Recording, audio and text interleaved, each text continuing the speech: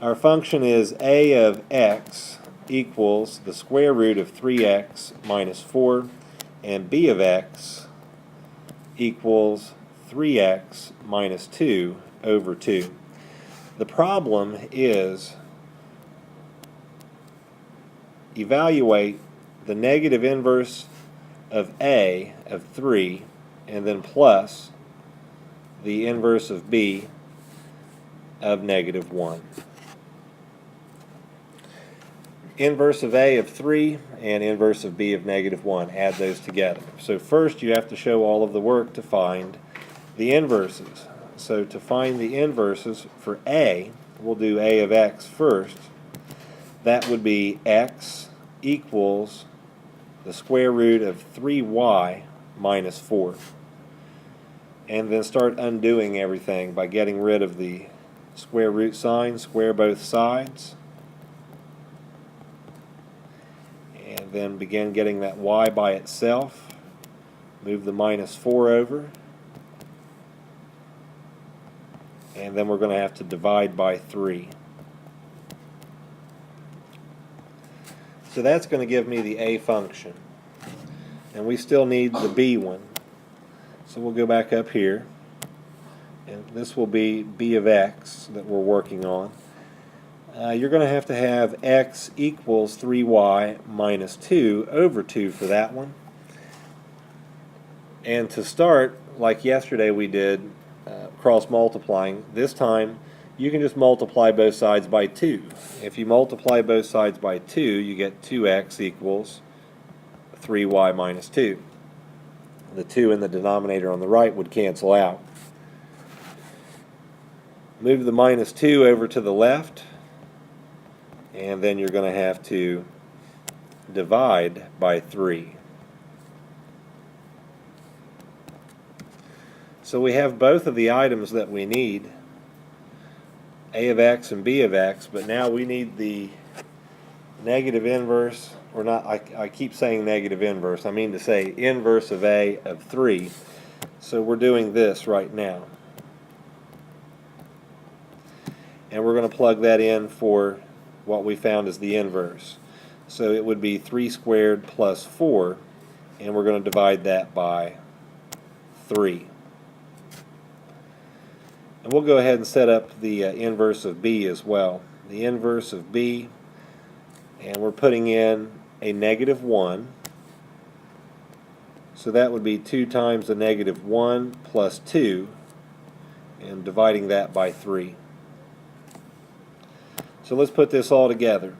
We have to add those two inverses. So on the left hand side, 9 plus 4 over 3, and then we're going to add to that a negative 2 plus 2 over 3.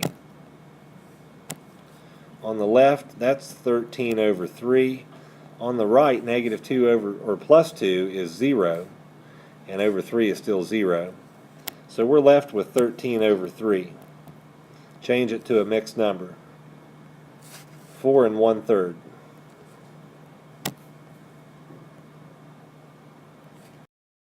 Our first step on this is to find the inverses. So we will do that for c of x. You're going to have x equals 2y squared minus 1. Start solving for y by moving minus 1 to the left. And then you're going to have to divide by 2.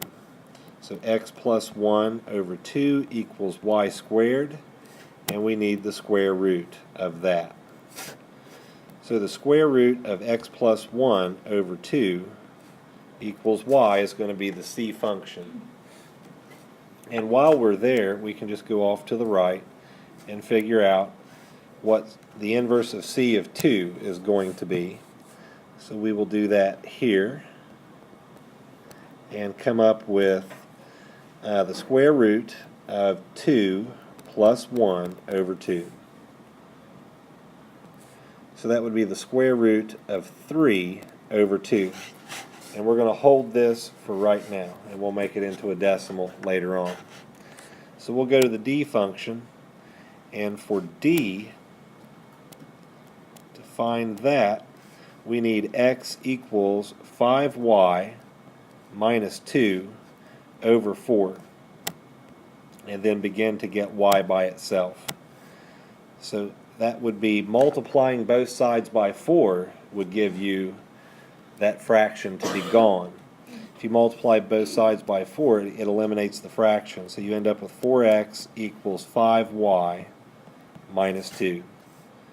Move the minus 2 to the left, and then divide by 5.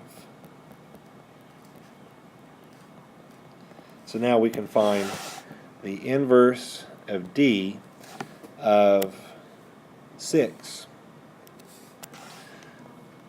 And that's going to be 4 times 6 plus 2 over 5. 24 plus 2 is 26, so it's 26 over 5.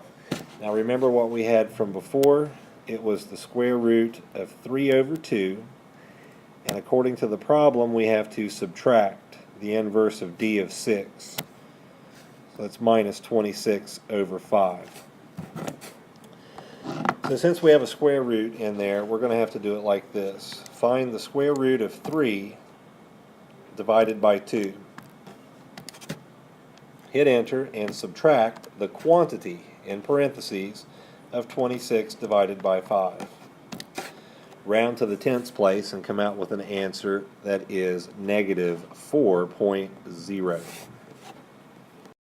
On this problem, you have just one inverse to find, and it is here.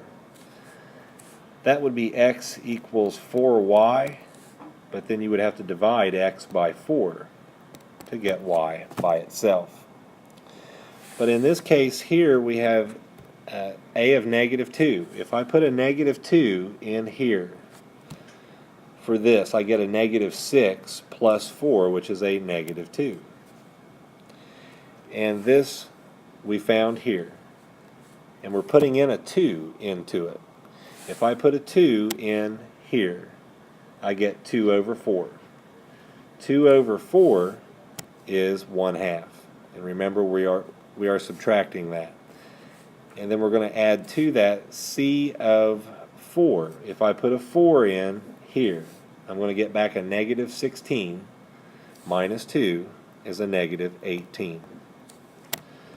Okay, so let's clean this up. A negative 2 minus 1/2 and then minus 18. If we made them all denominators of 2, you would come back with a negative 4 over 2 minus 1/2 and then minus 36 over 2. Negative 4 minus 1 is negative 5. Negative 5 minus 36 is negative 41. You're putting that over 2.